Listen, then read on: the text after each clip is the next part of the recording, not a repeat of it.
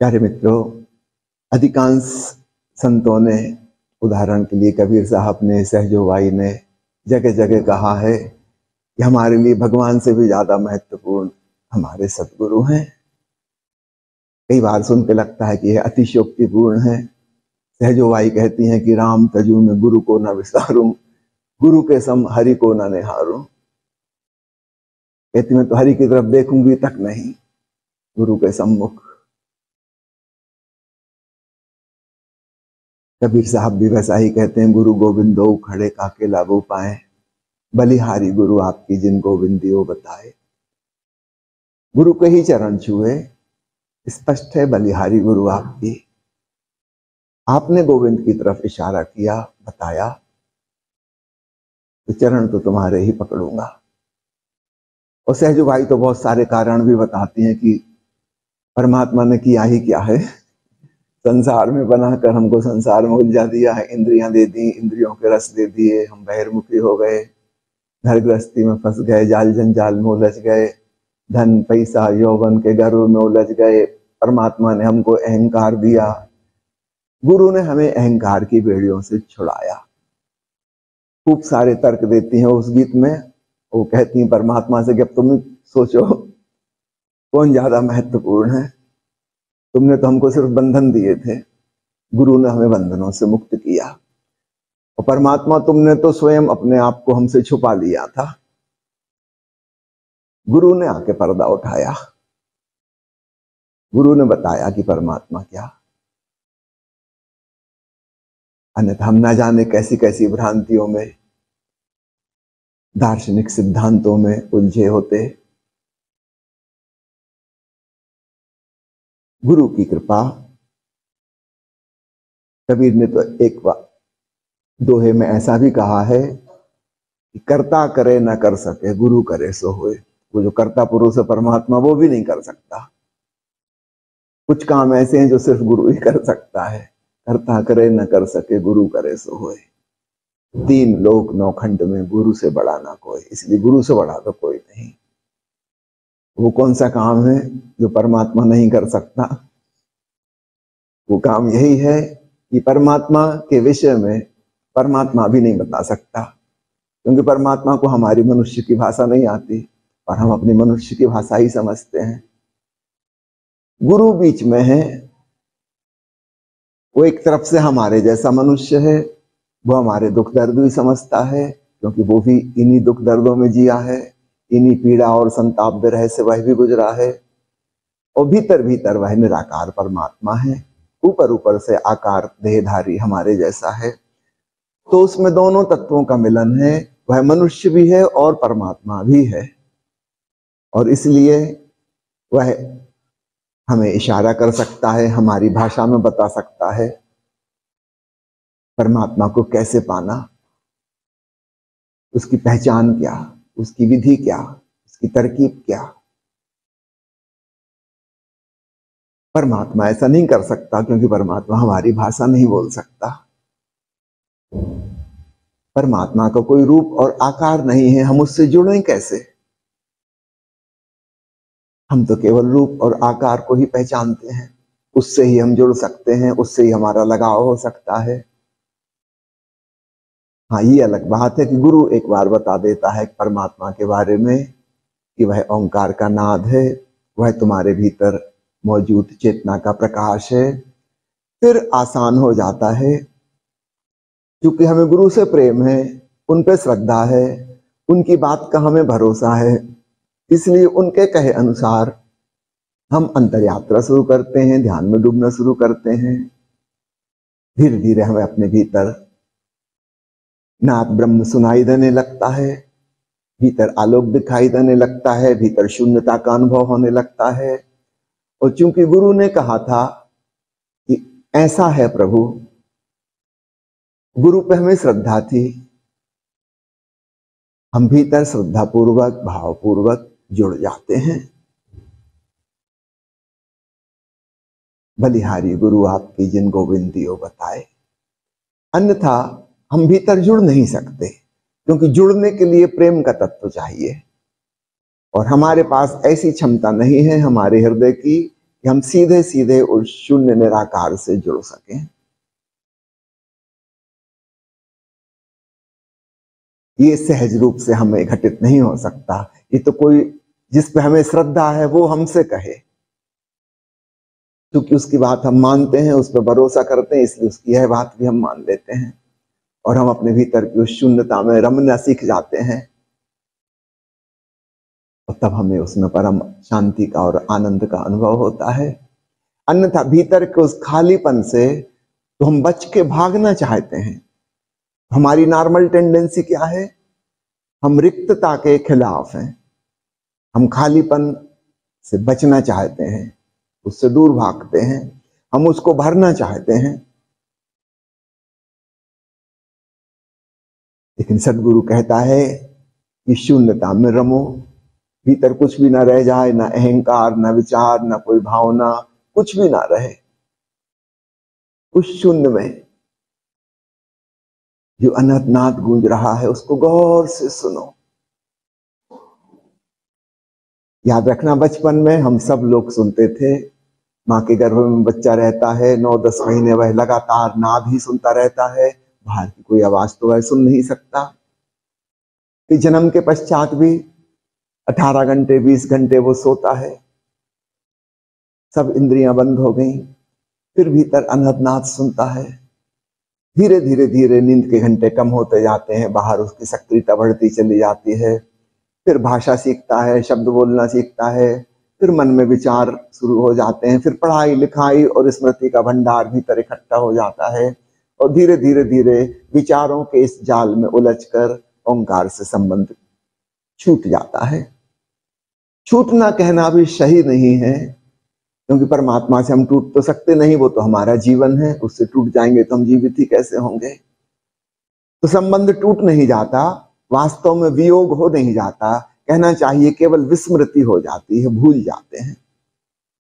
इतने विचारों में उलझ गए कि भूल गए कि हमारे भीतर महासंगीत गूंज रहा है। तो करीब 7-8 साल की उम्र होते होते हम अपने भीतर से बाहर की तरफ मुड़ जाते हैं, बहिर्मुखी हो जाते हैं। बाहर की प्रतियोगिता, स्पर्धा, स्कूल, पढ़ाई लिखाई, खेल कूद, बाहर बाहर बाहर सब कुछ है, भीतर की सुध भूल गए और फिर हम जिंदगी भर परेशान होते हैं, शांति कैसे मिले, आनंद कैसे मिले। कभी आपने गौर किया, अगर हमें शांति और आनंद का पता ही ना होता तो उसकी हम खोज भी कैसे करते हैं? खोज तो केवल उसी की जा सकती जिसकी हमें कुछ भनक हो, चाहे स्पष्ट ना पता हो लेकिन कहीं ना कहीं कोई स्वाद लगा हो, तो ही हम उसकी खोजबीन करेंगे, वरना खोजबीन भी कैसे करेंगे, क्यों करेंगे?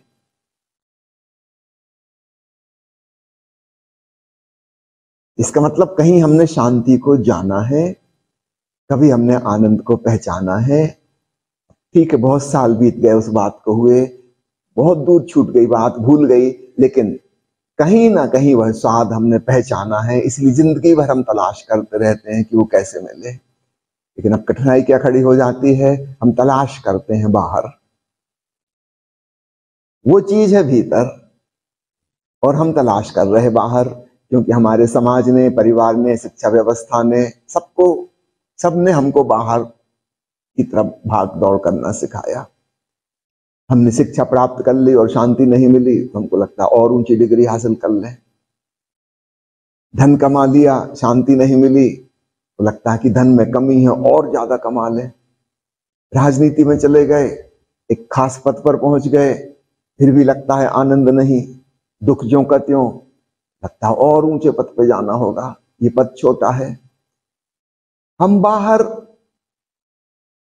जो तर्क खोजते हैं वो ऐसे हैं कि हम कमजोर थे, हम पीछे रह गए, दूसरे लोग आगे निकल गए, उनको मिल गया होगा आनंद, हम पिछड़ गए, और तेजी से भागो और तेजी से दौड़ो, फिर एक दिशा में बहुत आगे निकल जाते हो, फिर भी शांति का एहसास नहीं होता। फिर हमारा दूसरा तर्क कहता है कि शायद हमने गलत दिशा चुन ली। समझो कोई फिल्म अभिनेता था, वो सुपरहिट हीरो बन गया और जिंदगी में उसके कोई सुख नहीं है, अब क्या करें? अब इससे और आगे जाने का कोई उपाय नहीं है। वो सोचता चलो चुनाव लड़ ले, अभी अभिनेता बने थे, अब नेता बन के देख लें, शायद राजनीति में हो। तो हमारा मन इस प्रकार के तर्क देता। पहले तो वो कहता और तेजी से दौड़ो, और तेजी से दौड़ो, तुम पिछड़ गए हो। फिर वो कहता ये दिशा ठीक नहीं थी, दिशा बदलो। जिंदगी छोटी है, एक दिशा में आगे निकलना भी बहुत मुश्किल है, तो दिशा बदल के फिर दूसरी दिशा, उस दिशाओं का कोई अंत है, उस दिशा में दौड़ के भी नहीं मिला, तीसरी दिशा होते होते जिंदगी खत्म हो जाती है। हमें ख्याल ही नहीं आता कि जिससे हम खोज रहे वो हमारे भीतर है। एक संत पलटू हुए हैं, उनका वास्तविक नाम क्या था किसी को पता नहीं, लेकिन वो पलट गए, अर्थात बहिर्मुखी से अंतर्मुखी हो गए, संसार की दौड़ से हटके परमात्मा में विश्राम करने लगे। तो लोग उनको पलटू कह के पुकारने लगे कि पलट गए। तो उनका नाम ही पलटू पड़ गया, उनका ओरिजिनल नाम क्या था कोई नहीं जानता। बड़े अद्भुत अद्भुत पद उन्होंने कहे हैं संत कबीर साहब की भांति, बिल्कुल सरल भाषा में, आम आदमी की भाषा में। गैर पढ़े लिखे व्यक्ति थे। आपको जानकर आश्चर्य होगा, गैर पढ़े लिखे लोगों ने परमात्मा को बड़ी आसानी से पाया, सुशिक्षित लोग चूक गए। ओशो ने जितने संतों की वाणी पर प्रवचन दिए हैं उनमें से 98% अनपढ़ गांव के सीधे सरल ग्रामीण हैं। मुश्किल से 2% ऐसे लोग हैं जिनको हम सुशिक्षित सुसंस्कृत कह सकें। मध्ययुग के संतों में सिर्फ 2 नाम हैं जो ब्राह्मण वर्ग से आते हैं, एक आदि शंकराचार्य और एक सुंदरदास। बाकी के जितने संतों पर ओशो बोले हैं उनमें से एक भी ब्राह्मण नहीं है। क्यों ब्राह्मण चूक गए? क्योंकि वे ज्ञान अर्जन करने में लगे थे। शास्त्र और सिद्धांत और वाद विवाद, मत मतांतर, बहुत विचारों के उलझाव। होना तो ये चाहिए था कि ब्राह्मण सबसे ज्यादा ब्रह्म को जानते, मगर हुआ उल्टा, ब्राह्मण ब्रह्म से बिल्कुल चूक गए। जुलाहों ने पा लिया, किसानों ने पा लिया, कुम्हारों ने पा लिया, चम्हारों ने पा लिया, सबने पा लिया, क्षत्रियों ने पा लिया, राजपूतों ने पा लिया, व्यापारियों ने पा लिया, ब्राह्मण चूक गए। बहुत ज्यादा विचार और ज्ञान, शास्त्रों का बोझ उनके सिर पर था, वो अनहतनाथ को न सुन पाए। भीतर की जो शून्यता है, खालीपन है, वह वास्तव में खाली नहीं है। एक छोटी सी कहानी ओशो की मुझे बहुत प्रिय है, कई बार कह चुका हूं, हो सकता है आप भी सुन चुके हो, फिर से सुनिएगा। बड़ी मधुर कहानी है, अपने भीतर की सुंदर व्याख्या करती है। एक सम्राट था, उसके 3 बेटे थे, और किसको वह साम्राज्य सौंपे, किसको उत्तराधिकारी बनाए, समझ नहीं आता था। उसने एक संत से सलाह मांगी। उस संत ने कहा इन तीनों को बुलाकर 100-100 रुपए दे दो और इनसे कहो कि अपने अपने महल को इस 100 रुपए से पूरा भरना है, 1 इंच जगह खाली ना हो। उस सम्राट कहने लगा कि महाराज इतनी कठिन शर्त मत लगाइए, उन तीनों राजकुमारों के पास बड़े बड़े महल हैं और 100 रुपया बहुत छोटा अमाउंट है, इसमें कोई कैसे महल को भरेगा। इन संत ने कहा ये परीक्षा है, तुम परीक्षा लो, देखो क्या करते हैं, उससे पता चलेगा कितनी बुद्धिमत्ता, कितना विवेक है उनमें। सम्राट ने तीनों राजकुमारों को बुलाया, उस साधु के समक्ष ही उनको 100-100 रुपए पकड़ाए और कहा कि इसके अतिरिक्त तो और कुछ खर्च नहीं करना है, सिर्फ इसी से पूरे महल को भरना है, और शर्त यह है कि 1 इंच जगह खाली ना रहे। उसी आधार पर मैं चुनाव करूंगा कि कौन अगला सम्राट बनेगा। मैं बूढ़ा हो गया, अब मेरे रिटायर होने का समय आया। तीनों राजकुमार चले गए। बड़ी कठिन परीक्षा थी। 100 रुपया क्या होता है। एक ने सोचा कि इसी 100 रुपये से अगर मैं और ज्यादा रुपए कमा लूं तब तो वो इसी का एक्सटेंशन कहलाएगा। वो सीधा गया जुआ घर कि मैं जीत के आऊंगा, लाखों करोड़ों लेकर फिर हीरे जवाहरात से महल को भर दूंगा। और जैसा कि होना था, कसीनों से सब खाली हाथ ही वापस लौटते हैं, वो भी खाली हाथ ही लौटा। दूसरे राजकुमार ने सोचा कि 100 रुपये में क्या आएगा, कोई कीमती सामान तो आ नहीं सकता। तो गांव के बाहर जो कूड़ा कचरे का ढेर है उसी को उठा के ले आते हैं। पूरा महल भरना है, 1 इंच जगह खाली ना हो। ये कैसी अजीब शर्त लगाई है। 100 रुपये तो ट्रांसपोर्टेशन में ही खर्च हो जाएंगे। बैलगाड़ियों में भर भर के सारा कूड़ा कचरा उसने ढुलवाया और खुश हुआ, ठूस ठूस के भर दिया पूरे महल में। मगर उस कूड़े कचरे की बदबू इतनी थी कि वहां से गुजरना मुश्किल हो गया। 1 सप्ताह के बाद समय दिया गया था परीक्षा का। वो सम्राट और संत दोनों आए। पहला राजकुमार अपनी सीढ़ियों के बाहर ही मुंह लटकाए बैठा था। उसने स्वीकार कर लिया कि मैं हार गया हूं। न केवल जुए में हार गया, ये जुआ भी हार गया। सम्राट का पद मुझे नहीं मिलेगा। मैंने सोचा था, बड़े सपने देखे थे कि हीरे जवाहरातों से भर दूंगा, लेकिन 100 रुपये भी गए। सम्राट और संत दूसरे राजकुमार के महल की तरफ चले। वो करीब 1 फर्लांग दूर एक पुलिया पर बैठा हुआ था। उससे कहा, यहां क्यों बैठे हो। उसने कहा कि वहां जाने लायक नहीं, इतनी गंदी स्मेल आ रही है, कूड़ा कबाड़ा वहां पे भरा हुआ है। संत ने कहा, तुम भी असफल हो गए। तुमने भरा तो जिंदगी के महल को, लेकिन कबाड़ से भरा। ये भरना कोई भरना नहीं हुआ।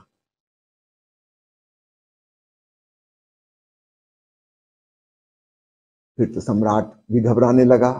तीसरे बेटे ने क्या किया होगा भगवान जाने, क्योंकि वो सोचने लगा कि अगर मुझे यह परीक्षा देनी पड़ती तो मैं भी यही कुछ करता, या तो पहले बेटे की तरह या दूसरे बेटे की तरह।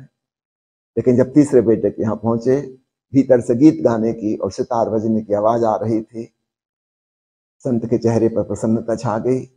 भीतर गए। सम्राट तो देख के अवाक रह गया। महल तो बिल्कुल खाली था, बल्कि पहले से जो सामान था, फर्नीचर इत्यादि, वो सब भी हटा दिया गया था। बिल्कुल खाली महल। लेकिन संत बहुत प्रसन्न हुआ। और जब उस राजकुमार ने देखा कि उसके पिता और महात्मा जी आए हुए हैं, वह उठकर आया, उनके चरण स्पर्श किए, उन्हें धन्यवाद दिया। सम्राट ने कहा, बेटा तुम्हारा महल खाली है, तुमने भरा नहीं, बल्कि पहले से जो कुछ सामान था तुमने वो भी हटा दिया। तब संत ने उसकी पीठ थपथपाई और कहा कि तुम जीत गए। और सम्राट से कहा, गौर से देखो, छोटे छोटे दीपक जल रहे हैं पूरे महल में। यह पूरा महल प्रकाश से ओतप्रोत है। खाली कहां है। 1 इंच जगह ढूंढ के बता दो जहां प्रकाश की किरण ना हो। और अगरबत्तियां जल रही हैं, फूलों के गुलदस्ते सजे हैं, सुगंध से भरा है। पूरा महल सौंदर्य से लबालब है। और तुम्हारा बेटा सितार बजा रहा था, गीत गा रहा था। यह महल संगीत की तरंगों से ओतप्रोत है। इतना ही नहीं, जिस प्रेम भाव से इसने उठ आकर हमारे चरण स्पर्श किए, ये महल प्रेम की तरंगों से भी भरा है। इसके चेहरे की प्रसन्नता, यह महल आनंद की तरंगों से भी भरा है। मल्टी डायमेंशनल भराव है।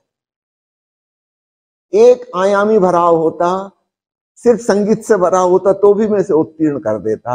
लेकिन तुम्हारा बेटा बहुत कलाकार है, इसने बहुआयामी भराव किया। प्रकाश भी है, संगीत भी है, सुगंध भी है, प्रेम भी है, आनंद भी है। यह सम्राट बनने योग्य है। हम में से अधिकांश मनुष्यों की जिंदगी 90% दूसरे राजकुमार की तरह होती है। हम भरते तो हैं जिंदगी को मगर कूड़ा कबाड़ा से, और वो ऐसा भराव हो जाता कि हम खुद भी वहां से दूर भागना चाहते हैं। जिसको हम घर गृहस्थी कहते हैं, लोग कहते हैं भरी पूरी घर गृहस्थी है, खुद ही दूर भागना चाहते हैं उससे, ढेर लगा लिया। मगर जो जिस चीज का ढेर लगाया है वो जीने लायक ही नहीं है। किसी ने धन का ढेर लगा लिया है, किसी ने शक्ति का ढेर लगा लिया है, किसी ने संबंधों का ढेर लगा लिया है, और खुद घबरा गए हैं और दूर दूर फिरते हैं। कई लोग ध्यान शिविर में आ जाते हैं मेरे, उनको शांति मिलती कि पता नहीं मिलती, मगर उनके परिवार वालों को जो पीछे रह गए उनको बड़ी शांति मिलती है।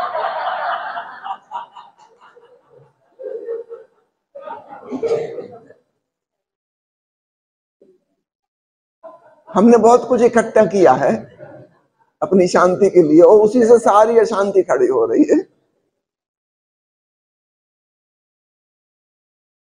90% लोग दूसरे राजकुमार की तरह हैं, 9% पहले राजकुमार की तरह हैं, जो बड़े साहसी और हिम्मतवर और जोखिम उठाने वाले हैं। वो जिंदगी का जुआ खेल जाते हैं और खाली हाथ वापस लौटते हैं। 1% हैं जो तीसरे राजकुमार की तरह हैं, जिनके जीवन में वास्तव में भराव है, सचमुच का आनंददायी प्रीतिपूर्ण भराव है। वो जीत गए। लेकिन याद रखना, सम्राट ने क्या कहा था उस महल में घुसते से, करे सब खाली। शून्यता का भी एक भराव है जो सामान्य व्यक्ति को नहीं दिखाई देता। तो जो हम पहले पहल ध्यान में डूबते हैं अपने भीतर, और हमारा मन विचारों से खाली हो जाता और हृदय भावनाओं से खाली हो जाता और कोई धारणा नहीं बचती, कुछ भी नहीं बचता, तब खालीपन लगता है। लेकिन जो व्यक्ति गुरु के प्रेम में है, गुरु से श्रद्धा है और उसे भरोसा है कि गुरु ने कहा है तो ठीक कहा होगा, वो उस खालीपन में रमता है, विश्राम करता है, और तब उसे धीरे धीरे अनहद की गूंज सुनाई देने लगती है। उसे भीतर प्रकाश दिखाई देने लगता है। वो पता चलता है कि पहले पहले मैं जिसको खालीपन समझा था, एम्प्टीनेस, वो एम्प्टीनेस नहीं है, वो फुलनेस है। बुद्ध जिसे शून्यता कहते हैं और शंकराचार्य जिसे पूर्णता कहते हैं, वे दो अलग अलग बातें नहीं। हम अपनी तरफ से शून्य हो जाएं और पूर्ण अवतरित हो जाता है, और वह पूर्ण अनहद नाथ स्वरूप है, वह प्रकाश स्वरूप है, वह आनंद स्वरूप है। वो परमात्मा कोई व्यक्ति नहीं है कि हम जाके उससे मिलेंगे और अपना मोबाइल लेके पहुंच गए कि चलिए आपका इंटरव्यू ले लेते हैं, कम से कम एक पोस्ट तो दे दीजिए, मुस्कुराइए। परमात्मा कोई व्यक्ति नहीं है जिससे हमारी मुलाकात होगी। परमात्मा एक दिव्य उपस्थिति है, एक तरह का संगीत है। कोई मिलेगा नहीं, हाँ कुछ सुनाई देगा।